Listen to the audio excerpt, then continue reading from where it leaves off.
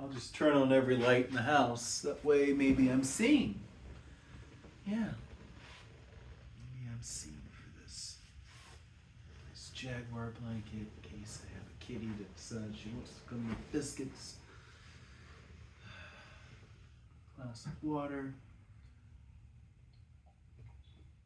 We got a lot of pages.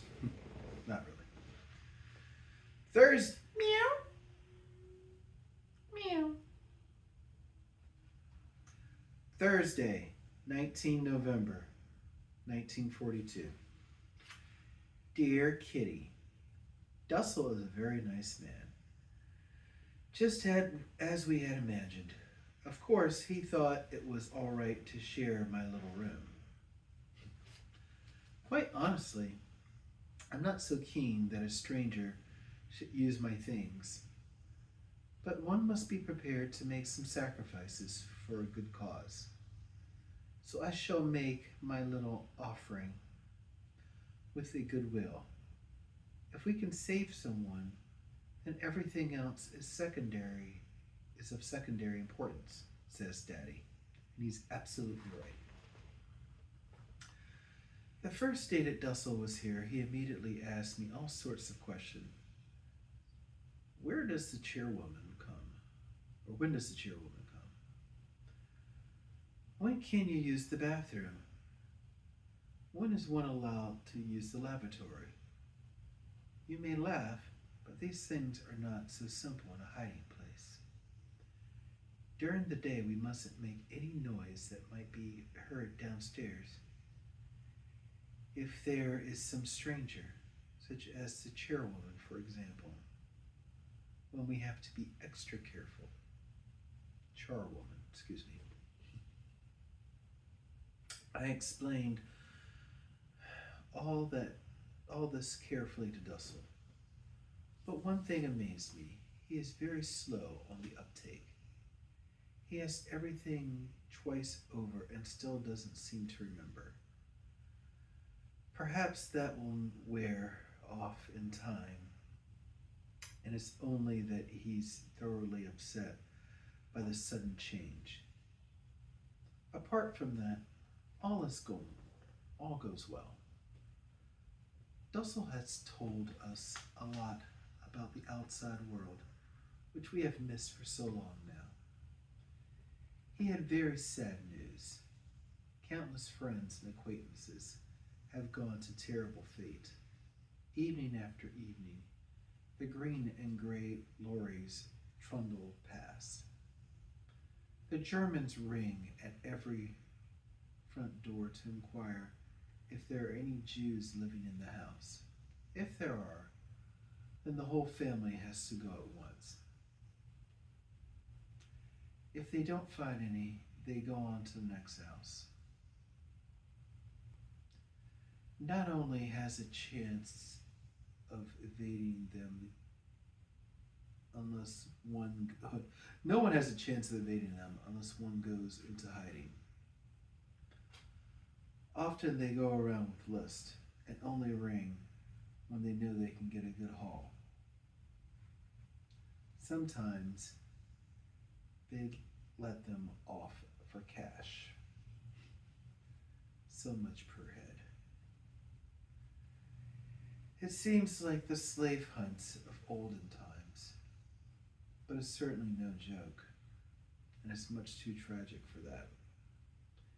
In the evenings, when it's dark, I often see rows of good, innocent people accompanied by crying children, walking on and on in charge of a couple of the caps.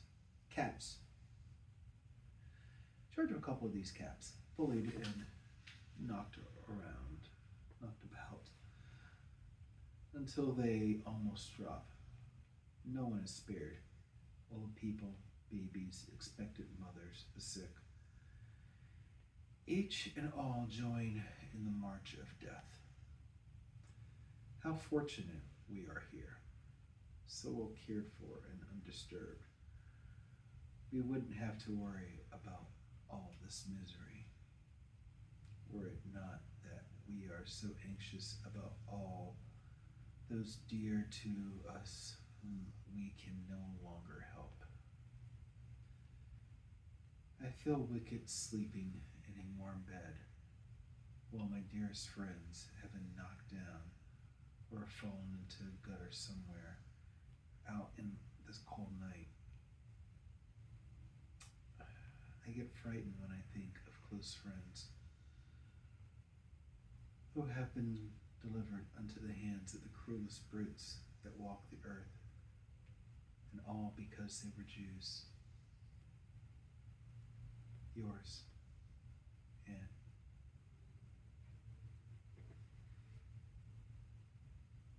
Well, you're making biscuits now, so I have to keep reading. Friday, 20 November, 1942. Dear Kitty,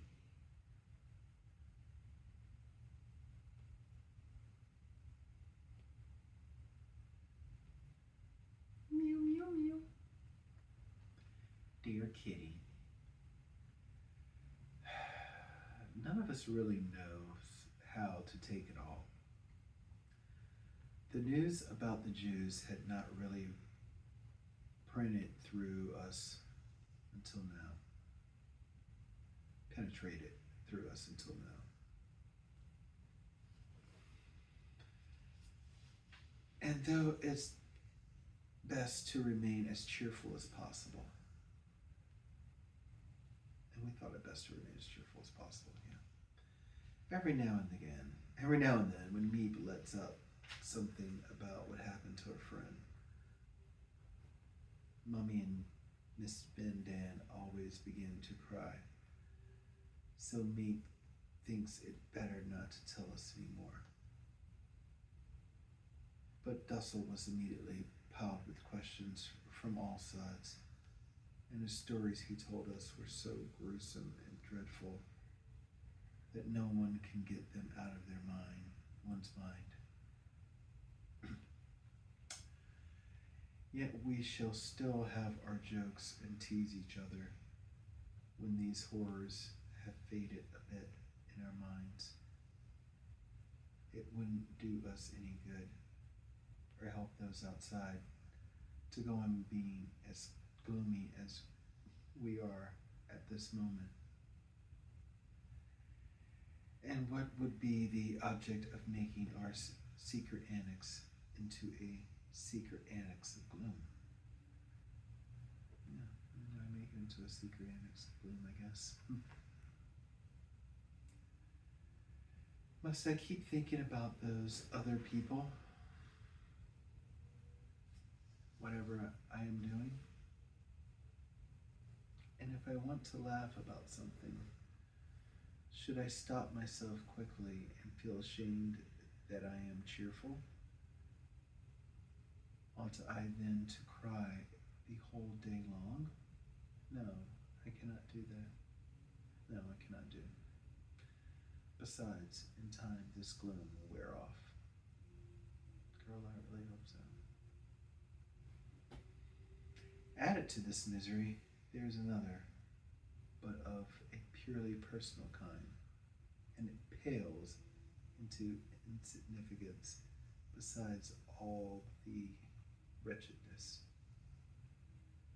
I've just told you about it. Still, I can't refrain from telling you that lately I've begun to feel deserted. I am surrounded by too great a void.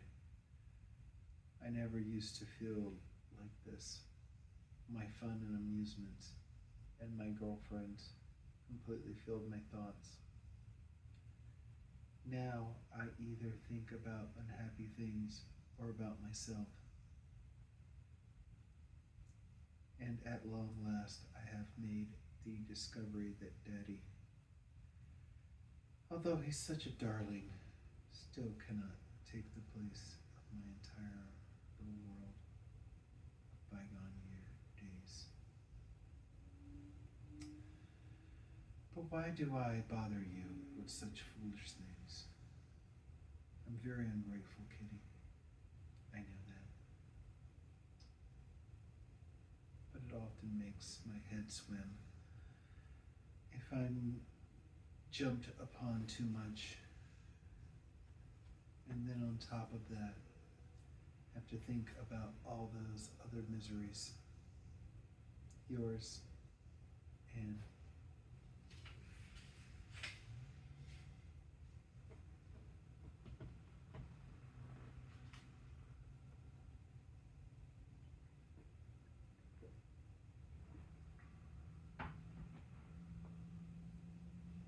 I'll read one more to you if you're going to sit here. Okay? I'll do one more day. Just because you're sitting here. Saturday, 28 November 1942. Dear Kitty, we have used too much electricity, more than our ration. Result, the utmost economy and the prospect of having it cut off. No light for a fortnight. A pleasant thought that, but who knows, perhaps it won't happen after all. It's too dark to read in the afternoons after 4 or half past. Well, we pass the time in all sorts of crazy ways. Asking riddles, physical training in the dark, talking English and French, criticizing books. But it all begins to pale in the end.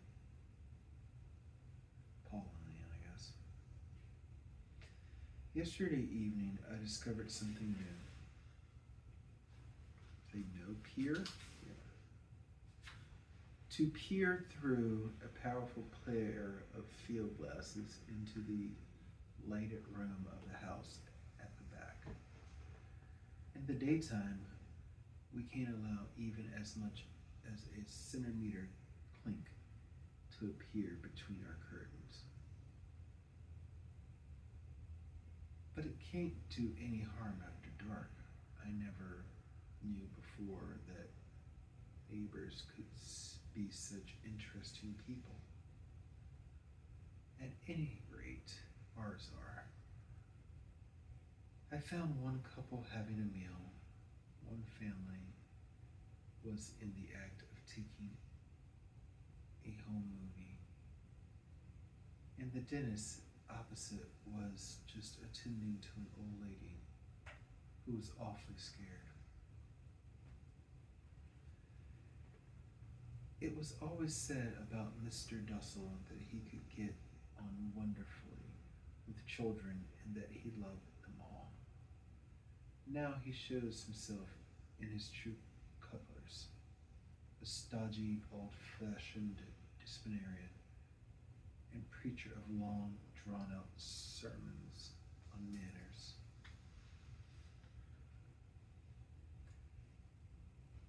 As I have the unusual fortune, one, to share my bedroom, alas, a small one, with his lordship, and as I'm generally considered to be the most badly behaved of the 3 young people,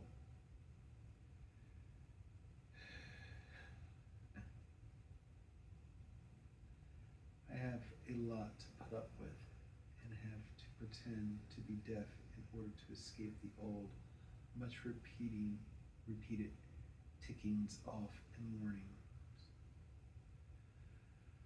All this wouldn't be too bad if he wasn't such a frightful sneak and didn't pick on Mummy all the time. Of all people to sneak to every time. When I've already just had a dose of him, Mummy goes over it all again. So I get a gale aft as well as 4. Then, if I'm really lucky, I'm called on to give an account of myself to Miss Van Dam. And then I get an inventable hurricane. Child, honestly, you needn't think it. You didn't think it's easy to be the badly brought up central figure of a hypercritical family in hiding. When I lie in bed at night and think over the many sins and shortcomings attributed to me, I get so confused by it all that I either laugh or cry. It depends on what sort of mood I'm in. Then I fall asleep with a stupid feeling of wishing to be different from what I am or from what I want to be. Perhaps to behave differently from the way I want to behave or do behave. Oh, heavens above. Now I'm getting you in the middle too. Forgive me. But I don't like crossing things out.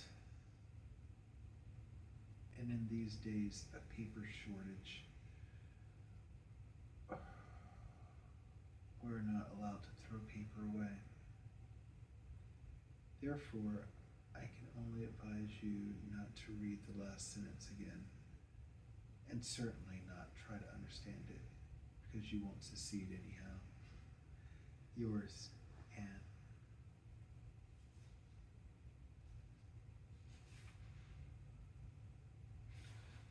You know what? Just because I peeked at a couple more, yeah, we'll do one more day, because this kind of seems fun. And you're being very quiet. You must like being read to, Kitty. Do you like being read to, Boots? Meow. Do you like it when I read to you? I like reading to you. Okay, we'll read some more.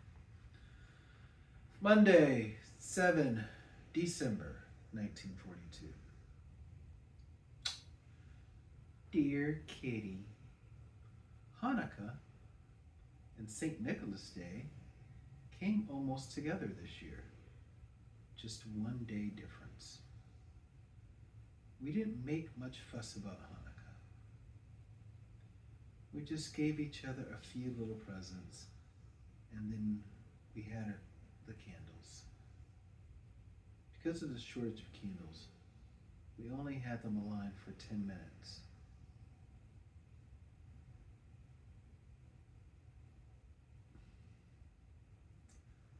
But it is all right as long as you have a song. Mr. Van Dam had made a wooden candlestick so that two was all properly arranged. Saturday, the evening of St. Nicholas Day, much more fun. Meep and Eli had made us very inquisitive by whispering all the time with Daddy. So naturally we guessed that something was going on. Something was on. And so it was. 8 o'clock, we all filed down the wooden staircase through the passage in the pitch darkness. It made me shudder and wish that I was safely upstairs again, into a little dark room. There, as there were no windows, we were able to turn on a light. Whew. When that was done, Daddy opened the big cupboard. Oh, how lovely. We all cried. A large basket decorated with St. Nicholas paper stood in the corner, and on top there was a mask of Black Peter. I want a mask of Black Peter. We quickly took the basket upstairs with us. There was a nice little present for there was a nice little present for everyone, with a subtle poem attached. I got a doll whose skirt is a bag of odds and ends. Daddy got bookends and so on. In any case, it was a very nice idea, and none of us had ever celebrated St. Nicholas. It was a good way of starting. Yours, Anne.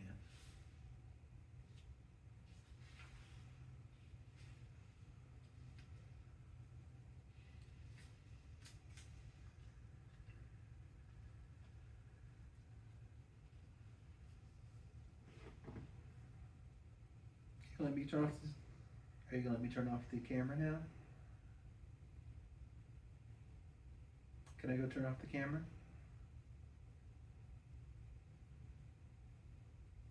Did you enjoy hearing about St. Nicholas?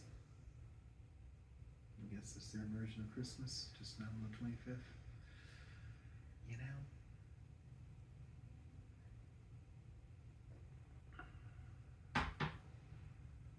What if that rhymes with Krampus? Yeah, is it Krampus that we're celebrating? Is that the thing? Like now we call it Krampus, but if it's to St. Nicholas, but whatever. Holidays. Do you want one more? Because I know you're not moving right now. So do you want one more? All right. It's the last one, okay? The last one. Last one. Thursday, 10 December 1942. Dear Kitty, Mr. Van Dam used to be in the meat, sausage, and spice business. It was because of his knowledge of the trade that he was taken on in Daddy's business. Now he is showing the sausage side for himself, which for us is by no means disagreeable. Yeah. We had ordered a lot of meat under the counter, of course.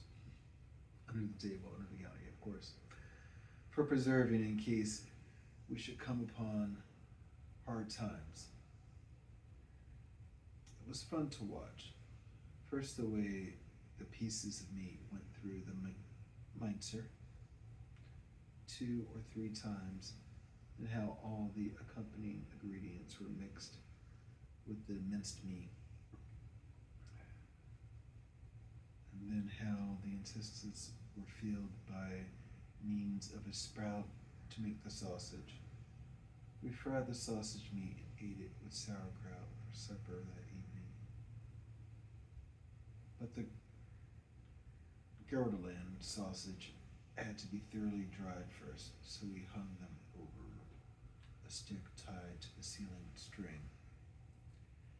Everyone who came into the room had begun to laugh when they caught a glimpse of the row of sausage on our show. Sausages on show. They looked terribly funny. The room was glorious. Room was in a glorious mess. Mr. Van Dam was wearing one of his wife's aprons swathed around his substantial person. He looked fatter than he is, and was busy with the meat. Hands smothered in blood, red face, and the soiled apron made him look like a butcher. Miss Van Dam was trying to do everything at once, learning Dutch from a book, stirring the soup, watching the meat being done, sighing and complaining about her injured rib. Yeah. That's what happens when elderly ladies who do such idiotic exercises to reduce their large behinds. Ooh. She make fun of this lady's yoga or something? Alright, yeah. Dussel had inflammation in one eye and was bathing it in chamomile tea by the fire. Pim, who was sitting on a chair in a beam of sunlight, had shone through the window kept being pushed from one side to the other. In addition, I think his rheumatism was bothering him because he sat rather hunched up with a miserable look on his face watching Mr. Van Daan at work. He looked exactly like some shriveled up old man from an old people's home. Peter was doing aerobics around the room with his cat, Mummy. Margaret and I were peeling potatoes, and of course, all of us were doing everything wrong because we were so busy watching Mr. Van Daan. Dussel has opened his dental practice. For the fun of it, I must tell you about his first patient. Mommy was ironing, and Miss Van Daan was the first to face the ordeal. She went and sat on a chair in the middle of the room. Dussel began to unpack his case in an awfully important way. As for some eau de cologne as a disinfectant and Vaseline to take the place of wax. Okay. He looked in Miss Van Daan's mouth and found two teeth which, when touched, just made her crumple up as if she was going to pass out, uttering incoherent cries of pain. After a lengthy examination in Miss Van Daan's case lasting in actual fact no more than 2 minutes, Dussel began to scrape away at one of the holes, but no fear. It was out of the question. The patient flung her arms and legs about wildly in all directions until at one point Dussel let go of the scraper that remained stuck in Miss Van Daan's tooth. Ooh. Then the fat was really in the fire. She cried as far as it was possible with such an instrument in one's mouth, tried to pull the thing out of her mouth, and only succeeded in pushing it further in. Ouch! Lady, just, y'all need to, I guess they didn't have like, oof. Mr. Dussel stood with his hands against his sides, calmly watching the little comedy.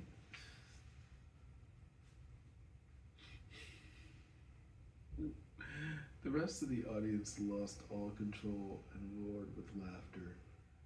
It was rotten of us, because I, for one, am quite sure that I should have screamed even louder.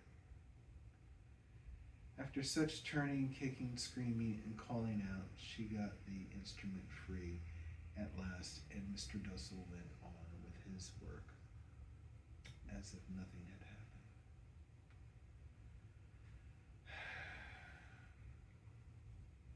This he did so quickly that Miss Van Daan didn't have time to start any fresh tricks. But he never had so much help in all of his life before. 2 assistants are pretty useful. Van Daan and I performed our duties well. The whole scene looked like a picture from the Middle Ages entitled "A Quack at Work." In the meantime, however, the patient hadn't much patience. She had to keep an eye on her soup and her meal. One thing is certain, Miss Van Daan won't be in such a hurry to allow herself to be treated again. Yours, Anne.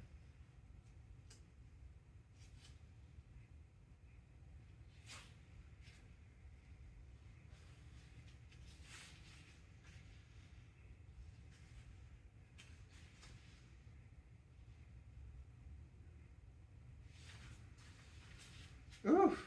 I'm actually like almost where I want it to be honest with you. Um,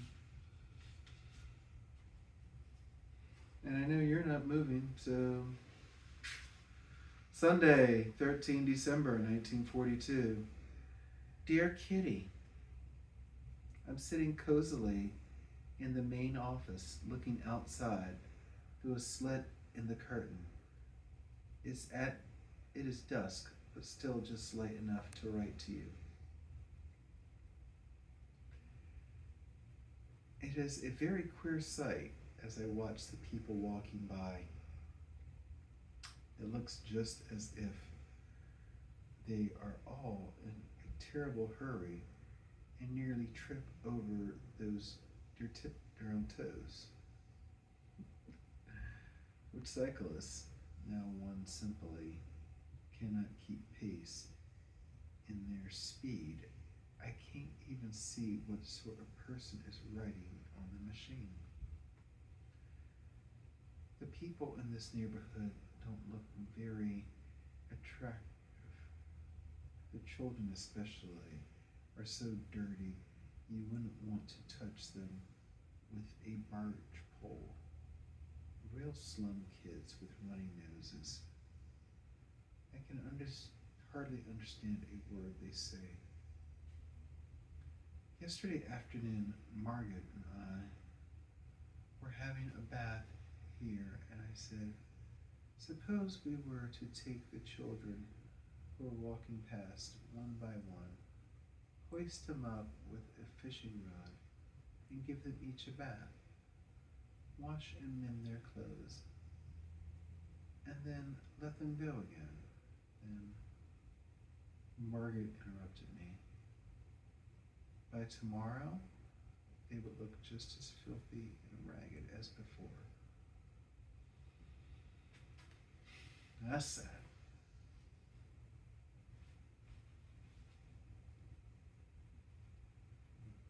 That's sad. But I'm not talking nonsense. Besides, there are other things to see. Cars, boats, and rain. I like particularly the screech of the trams as they go by. There is no more variety in our thoughts than there is for ourselves. They go round and round like a roundabout, from Jews to food, from food to politics. By the way, talking of Jews, I saw 2 Jews through the curtain yesterday. I could hardly believe my own eyes. It was a horrible feeling, just as if I had betrayed them and was now watching them in their misery. There is a houseboat immediately opposite, where a bargeman lives with his family. He has a small yapping dog. We only know the little dog by his bark and his tail, which we can see when he runs around the deck. Now it's starting to rain, and most of the people are hidden under umbrellas. I see nothing but raincoats and occasionally the back of someone's hat. Really, I don't need to see more. I'm gradually getting to know all the women at a glance. Blown out with potatoes, wearing a red or a green coat, trodden down heels, and with a bag under their arms. Their faces either look grim or kind, depending on their husband's disposition. Yours, Anne.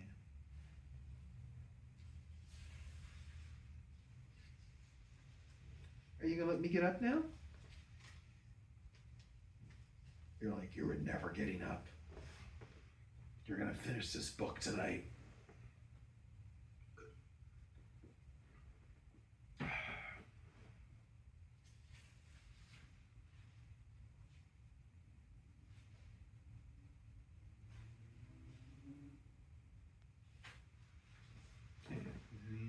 almost at Christmas. We're almost at Christmas. Okay. Tuesday, 22 December, 1942. Dear Kitty, the secret annex has heard the joyful news that each person will receive an extra quarter of a pound of butter for Christmas. They say half a pound of butter in the newspapers, but that's only for the lucky mortals who get their ration books from the government, not for Jews who have gone into hiding, who can only afford to buy 4 illegal ration books instead of 8. We are all going to bake something with our butter. I made some biscuits and 2 cakes this morning. Everyone is very busy upstairs, and Mummy has told me I must not go there to work or read until the household jobs are done. Miss Van Daan is in bed with her bruised ribs, complaining the whole day alone. Allows herself to be given fresh dressings all the time, and isn't satisfied with anything. I shall be glad when she's on her feet again and tidies up her own things, because I must say this for her, she's exceptionally industrious and tidy. All the while she is healthy in mind and body. She is cheerful too. And just as if I didn't hear enough shh during the day for making too much noise. My gentleman bedroom companion now repeatedly calls out shh to me at night too. According to him, I am not even allowed to turn over. I refuse to take the slightest notice of him. And she'll go shh back at him next time. He makes me furious, on Sundays especially, when he turns the light on early to do his exercises. It seems to take simply hours, while I, poor tormented creature, feel the chairs which are placed at the head of my bed to lengthen it, slide backwards and forth continuously under my sleepy head.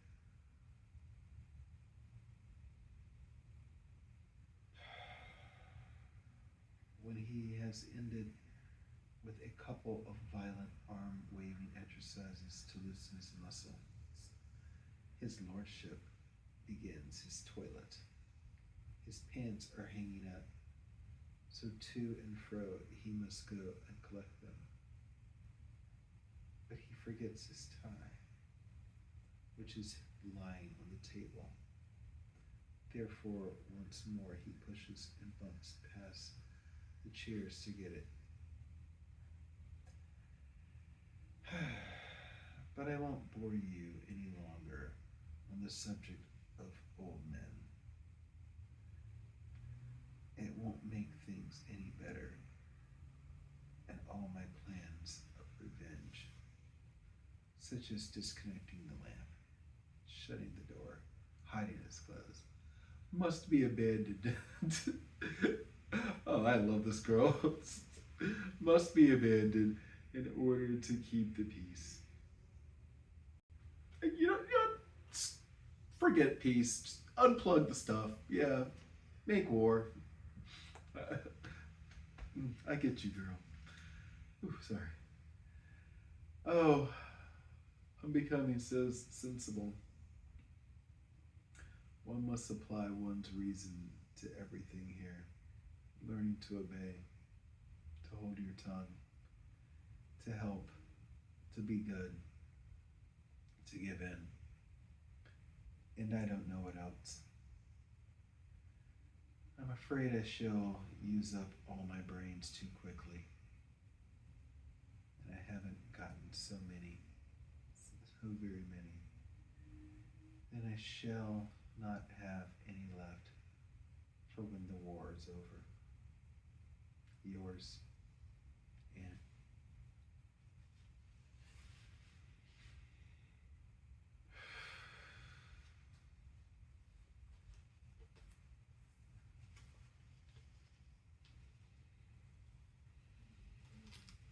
The next section is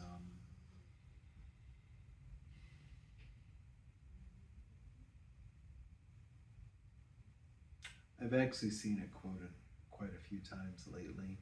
We are in now February 2nd, 2025.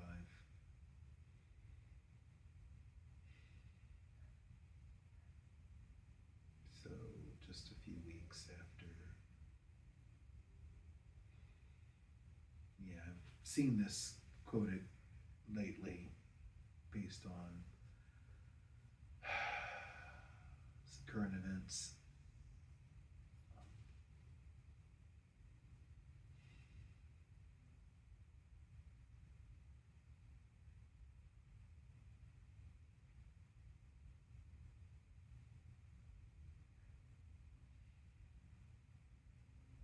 I don't know, maybe I'll start it and maybe I'll come back and read it again because it's not too long.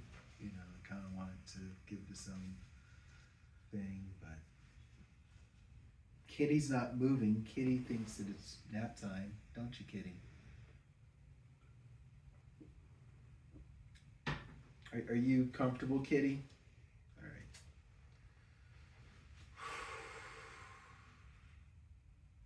Wednesday, January 13th. Wednesday, 13 January, 1943.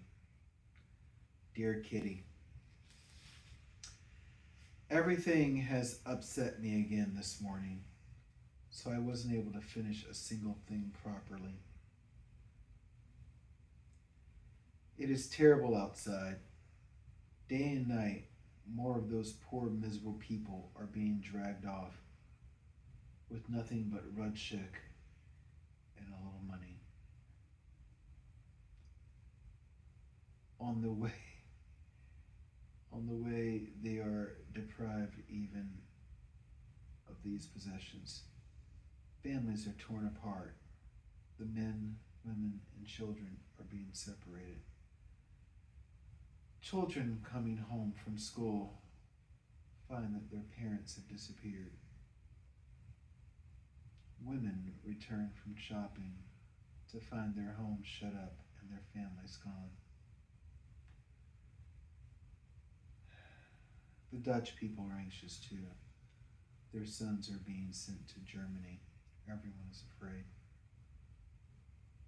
And every night, hundreds of planes fly over Holland and go to German towns where the earth is plowed up by their bombs, and every hour hundreds and thousands of people are killed in Russia and Africa.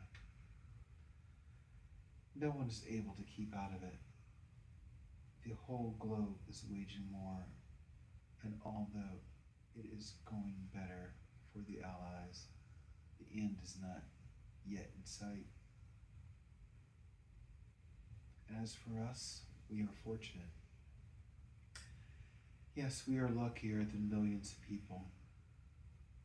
It is quiet and safe here, and we are, so to speak, living on capital. We're even so selfish as to talk about after the war, brighten up at the thought of having new clothes and new shoes, whereas we really ought to save every penny to help other people and save what is left from the wreckage after the war. The children here run about in just a thin blouse and clogs, no coat, no hat, no stockings. Keep in mind, this is January. And no one helps them.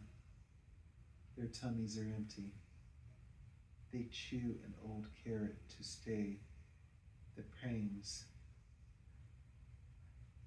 and go from their cold homes out into the cold streets, and when they get to school, they find themselves in even colder classrooms.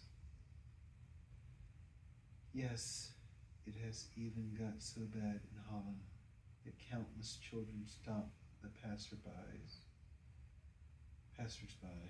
and beg for a piece of bread. I could go on for hours about all the suffering the war has brought, but then I would only make myself more dejected.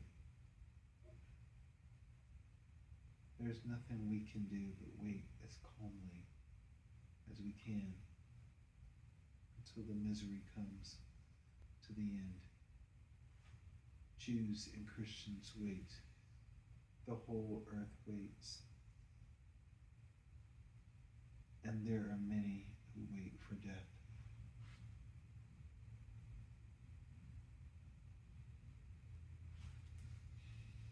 Yours, Anne.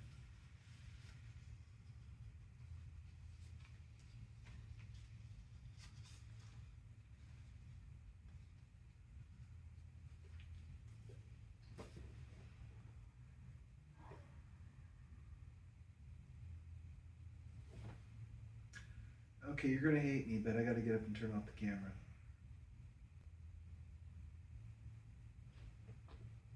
You're gonna hate me, but I gotta get up and turn off the camera.